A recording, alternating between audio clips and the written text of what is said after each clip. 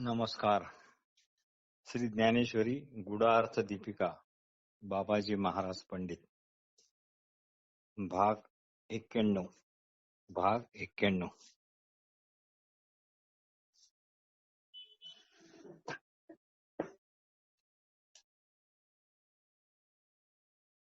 देह धारण करून कर्माचा तिटकारा करणे म्हणजे गावंढळपणाच होय. श्रीकृष्ण अर्जुनांना सांगतात की देह धारण करून कर्माचा तिटकारा करणे म्हणजे गावंढळपणाच होय. मूर्ती लाहोनी देहाची खंती करती कर्माची ते गावंडे गा. मूर्ती लाहोनी देहाची खंती करती कर्माची ते गावंडे गा. मातीचा तिटकारा करून घट काय करणार? वस्त्रतंतूचा त्याग वस्त्र कसा करणार? हिंग आपल्या वासाला कंटाळून दुसरा सुगंध कुठून आणणार? म्हणून शरीराच्या आधाराने जे आहेत त्यांना कर्मत्याग करता येत नाही. म्हणून शरीराच्या आधाराने जे कोणी आहेत त्यांना कर्मत्याग करता येत नाही. तो वेडेपणाच ठरतो. म्हणून कर्माचा त्याग करण्याचा एकच उत्तम मार्ग कर्मफळाच्या इच्छेच्या अधीन न होऊ देता कर्म करणे. कर्माच्या फळाच्या इच्छेच्या अधीन न होता कर्म करणे व हे कर्मफळ ईश्वराच्या ठिकाणी समर्पण करणे या वाचून दुसरा त्याग म्हणजे जशी रोग्याला मूर्छा आली असता तो विश्रांती घेत आहे असे समजण्यासारखे आहे. आणि असे ज्ञान झाले की खरोखर संन्यास साधून आत्मस्वरूपाच्या ठिकाणी दृष्टी स्थिरावली असता कर्म अशी वस्तू आहे असे भासेल काय? भिंत पडून गेल्यावर त्यावर काढलेल्या चित्राविषयी बडबडणे व्यर्थच नाही का? पडून गेली या भिंती चित्राची केवळ होय माती. पडून गेली या भिंती चित्राची केवळ होय माती. दिवस उगवल्यानंतर रात्रीचा अंधार राहतो काय? जेथे मुळात वस्तूच नाही तेथे तिची छाया कशी पडणार? अविद्या राहिली नाही तर अविद्येचे कार्य काय राहणार? कारण जोपर्यंत देहाच्या ठिकाणी अविद्या आहे तोपर्यंत दृष्टी भेदाच्या राज्यावर आरूढ तोपर्यंत दृष्टी ही भेदाच्या राज्यावर आरूढ असते. तेव्हाच जीव करता, जीव, जगत, ईश्वर इत्यादी भ्रम होतात. अशा प्रेमाच्या भरात श्रीकृष्ण बोलत होते आणि स्वतःचे देहभान ते विसरले. चांदण्यात सोमकांतचा डोंगर वितळून त्याचे सरोवर आहे आणि त्यामध्ये अर्जुनपणाची आणि श्रीकृष्णपणाची सुद्धा भिंत पडून विरघळून जावे तसे दोघांचे झाले. श्रीकृष्ण पुढे म्हणतात, अर्जुना, पाणी, उष्णता, धूर यांची मिळणी झाली की मेघ होतात, पण आकाशाला त्याची काहीच वार्ता नसते. लाकडापासून नाव होते, नावाडी ती नाव वल्हवतो, वायू त्या नावेला गती देतो, पण पाण्याला याच्यातले काहीच माहीत नाही, कारण ते साक्षी, तटस्थ, असंग, अलिप्त अशा प्रकारचे असते. ते तटस्थ, असंग, साक्षी अशा प्रकारचे असते की त्याला ते साक्षीपणा सुद्धा असा नसतो की मी याचा साक्षी होत आहे म्हणून. तिथे कुठलाच भेद नसतो की मी याचा साक्षी आहे वगैरे असा. मातीचा गोळा, चाक, दांडा आणि कुंभाराचे कर्तृत्व हे सगळे जेव्हा एकत्र येते तेव्हाच भांडे तयार होते. पण पृथ्वीला इथे कोणते श्रम पडले? अर्जुना, याप्रमाणे 5 गोष्टी एकत्र झाल्या की कर्मरूपी वेलीची लावणी होते, पण त्यात आत्मा मात्र सदैव अलिप्त असतो.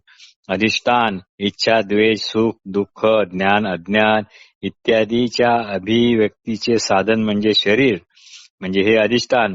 कर्ता, इंद्रिय, प्राणांचे व्यापार आणि इंद्रियाची अधिष्ठात्री देवता ही कर्माची 5 कारणे होत. देहामध्येच भोगता आपल्या भोग्यासह राहतो. इंद्रियाच्या रात्रंदिवसच्या मिळकतीचे इथेच सांगता होते, इथेच त्याचा हिशोब होतो. 24 तत्वाच्या राहण्याचे ठिकाण म्हणजे हेच होय. यातच बंधमोक्षाचा गुंता सोडविला जातो. जागृती, स्वप्न, सुषुप्ती इत्यादी अवस्था देहातच आहेत. आता दुसरे कारण, कर्ता म्हणजे चैतन्याचे प्रतिबिंब म्हणजे जीव. आता दुसरे कारण, कर्ता म्हणजे चैतन्याचे प्रतिबिंब म्हणजे जीव. आकाशातूनच पाऊस पडून सखोल जागेत डबके साचते, मग तेवढ्याच आकाराच्या आकाशाचे प्रतिबिंब त्यात पडते.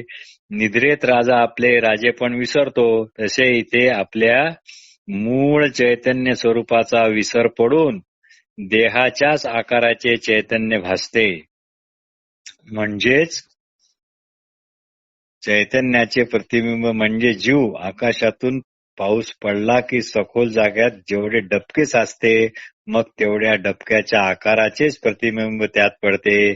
त्याप्रमाणे देहाच्याच आकाराचे चैतन्य भासते आणि तेच मी देह आहे या भावनेने प्रगट होते. वेदांत शास्त्रात यालाच जीव म्हणतात. प्रकृती कर्मे करते, पण जीव आपल्या विपरीत समजुतीने ती मी केली असे समजतो. प्रकृती कर्म प्रकृतीच करते, पण जीव आपल्या विपरीत समजुतीने ती मी केली असे समजतो. या स्थितीला कर्ता म्हणतात. आता तिसरे कारण इंद्रिये. दृष्टी एकच असते, पण पापण्यामुळे ती चिरल्यासारखी वाटून विभुगल्यासारखी वाटते. दिव्याचा प्रकाश एकच असतो, पण अनेक खिडक्यातून बाहेर आला म्हणून तो अनेक प्रकारचा वाटतो. एकच पुरुष पण 9 रसामुळे 9 प्रकारचा भासतो. त्याप्रमाणे तशी बुद्धीची जाणण्याची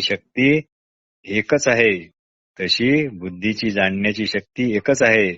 पण पंचज्ञानेंद्रियामुळे ती विभक्त होऊन बाहेर पडून ती निरनिराळ्या इंद्रिय ज्ञान रूपाने, श्रोत्र इत्यादी ज्ञानेंद्रियाच्या रूपाने प्रकट होते. हे कर्माचे तिसरे कारण होय.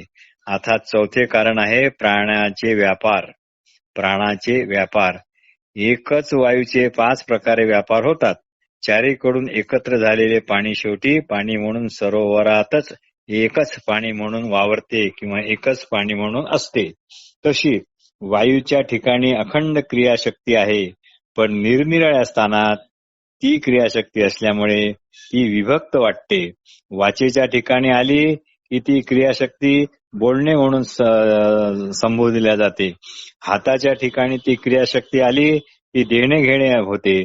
पायाच्या ठिकाणी ती आली की गती म्हणून व्यक्त होते आणि खालच्या 2 द्वारात आली की ती मलमूत्र विसर्जनाच्या रूपाने व्यक्त होते.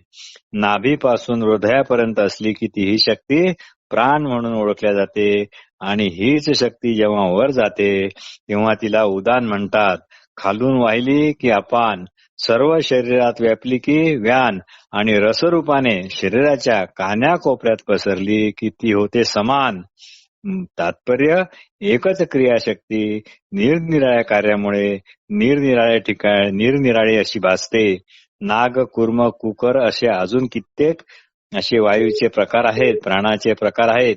त्याच्यामुळे जांभुळी, शिंक, प्रसूती, ढेकर इत्यादी देणे शक्य होते. आता 5वे कारण इंद्रियाच्या अधिष्ठात्री देवता. याविषयी पण अर्जुना तू ऐक. सर्व ऋतूमध्ये शरद ऋतू श्रेष्ठ, त्यात चंद्रप्रकाश, त्यात पौर्णिमा आणि अशा वेळी प्रेयसीचा सहवास आणि मग दोघांना पण प्रणय आराधनाची ओढ असे सगळे जुळून आले. म्हणजे कमल असावे, त्यावर बहार यावी, वाङ्मयात साहित्य, त्यात रसाळपणा, त्यालाही परतत्वाची जोड. याप्रमाणे अंतःकरणात उठणाऱ्या सर्व वृत्तीत एकटी बुद्धिवृत्तीच चांगली व तिला इंद्रियाच्या सामर्थ्याची जोड असली व त्यालाही इंद्रियांना अधिष्ठान असणाऱ्या देवताचा अनुकूल असला. अर्जुन, असे उत्तम अनुग्रह असणारे देवतांचे समुदाय हे कर्माचे 5वे कारण होय. वाचे बर्वे कवित्व, कवित्वी बर्वे रसिकत्व, रसिकत्वी परतत्व स्पर्श जैसा. तैसी सर्व वृत्ती वैभवी, बुद्धीची एकली बरवी, बुद्धीही बरवनवी इंद्रिय प्रौढी. थोडक्यात धनंजया, ज्ञानी माणसाने लोक कल्याणाकरता भाषण करणे, ग्रंथ लिहिणे हे चांगले, पण हे कार्य व तर्क याच्या आधारे असेल तरच चांगले. त्यात वक्त्याची वाणी सौंदर्यपूर्ण असावी, मधुर स्वराची असावी, रस इत्यादी अलंकारांनी युक्त असेल तर अधिकच चांगले. आणि या सर्व अलंकारिक व्याख्यानाचा विषय जर परमात्म तत्व असेल तर ते भाषण किंवा तो ग्रंथ किंवा ते निरूपण हे सर्वोत्कृष्ट होय. अर्थात हे सर्व गुण ज्ञानेश्वरीत आहेत. म्हणून सर्व क्रियांची मूल कारण अशी बुद्धी ही सामर्थ्य संपन्न असावी व अशा बुद्धीला कार्यक्षम असणाऱ्या इंद्रियांची जोड सुद्धा असावी आणि त्यावर त्याच्या इंद्रियाच्या अधिष्ठात्री देवतांची कृपा पण असावी. अर्जुना, अशा प्रकारे सर्व कर्मजात याच पंचविध करणाऱ्या खाणीतून निघतात. अर्जुना, कर्माचा संकल्प मनच करते. वसंत ऋतू आला की तो वृक्षवेलींना पालवी फुटण्यास कारण होतो. मग फुले येतात, फळे येतात. किंवा वर्षा ऋतू मेघांना आणतो. मेघ ते वर्षाव करतात. त्यामुळे सर्वांना आनंद देणारे पीक शेतातून निघते. किंवा पूर्वेला प्रथम अरुणोदय होतो, नंतर सूर्य उगवतो आणि सूर्याच्या प्रकाशात पुढचा मंगल दिवस उगवतो. त्याप्रमाणे अर्जुना, मनरूपी पूर्वेला संकल्परूपी अरुणाचा जन्म होतो. तो मनसंकल्प मग बुद्धीला प्रकाशात आणतो, म्हणजे चेतना देतो. ही सचेत झालेली बुद्धी वस्तूच्या प्राप्तीसाठी जे कर्म आचरायचे त्याचा रस्ता जीवाला दाखवते, त्याचा रस्ता जीवाला दाखविते आणि चित्ताला बुद्धीच्या प्रकाशात तो रस्ता दिसतो व मग करता त्या रस्त्यावर वाटचाल करू लागतो. मग अवयवाच्या समूहाने युक्त असा देह स्वतःच स्वतःला प्राप्त करण्याच्या वस्तूचे साधन बनतो. मग अवयवाच्या समूहाने युक्त असा देह स्वतःच स्वतःला प्राप्त करण्याच्या वस्तूचे साधन बनतो. जसे लोखंडाला काही आकार द्यायचा असेल तर लोखंडी आयरन आणि लोखंडी हातोडाच कामाचा असतो. तो लोखंडी हातोडाच वापरण्यात येतो. तंतूच्या ताण्यामध्ये ताणलेला तंतूच आडवा घालून तंतू विणतात आणि मग वस्त्र तयार होते. रत्नाला पैलू पाडण्याकरता दुसऱ्या रत्नाचाच वापर करतात. त्याप्रमाणे मन, वाणी, देह यांच्याकडून होणाऱ्या कर्माचे कारण मन, देह, वाणी हेच आहेत. तात्पर्य, शरीरासाठी करायची कर्मे ही शरीराद्वारेच होतात. जसा सूर्याचा प्रकाश सूर्यामुळेच दिसतो. उसाच्या एका कांडीतूनच उसाची दुसरी कांडी निघते. वाग्देवतेची स्तुती करण्याकरता वाणीचाच उपयोग होतो. ज्ञानाची प्रतिष्ठा प्राप्त केल्यानेच हे होते. वेदाचे महत्व वेदमुखानेच ऐकावे लागते. तसे कर्माला शरीराधिकाचे साधन हे साधनभूतच आहेत. तसे कर्माला शरीर इत्यादी हे साधनभूतच आहेत. आणि एखाद्या वेळी अज्ञानातून कर्म घडत असेल तर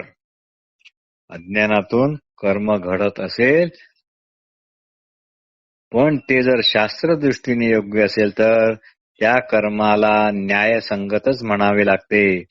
पावसाच्या पाण्याचा लोट वाहणारच, पण यदा कदाचित तो साळीच्या शेताकडे वाहत गेला, म्हणजे भात शेतीकडे वाहत गेला, तर तो लोट तिथे जिरतो. हे जरी खरे असले तरी त्याचे मग पुष्कळ फायदे होतात. भाताचे पीक भरभरून येते. रागाने घरातून निघून गेलेला मनुष्य जर त्याची पावले जर द्वारकेच्या रस्त्यावरून जात राहिली तर त्याला प्रथम जरी क्षीण वाटत असला, पण तो द्वारकेला पोहोचताच त्याचे चालणे हे व्यर्थ म्हणता येत नाही. या उलट शास्त्रवचनाच्या विरुद्ध केलेले कर्म व्यर्थ असते. मग ते करून कितीही चांगले असो, मग ते वरून कितीही चांगले असो. उतू गेलेले दूध अग्निदेवतेला अर्पण केले असे म्हणावे तसे हे आहे. किंवा आपले बुडालेले धन आपण चोराला दान केले असे म्हणण्यासारखे आहे. 52 वर्ण तर सगळ्यांनाच येतात, पण त्याला मंत्राची सर येत नाही. अशा प्रकारे इंद्रिय सुखाकरता देहादी 5 साधने कर्माचे साधन म्हणून वापरली जातात. पण या साध्य आणि साधन यांच्या घोटाळ्यात आत्मा कसा व्यर्थ गवला जातो ते ऐक. नमस्कार.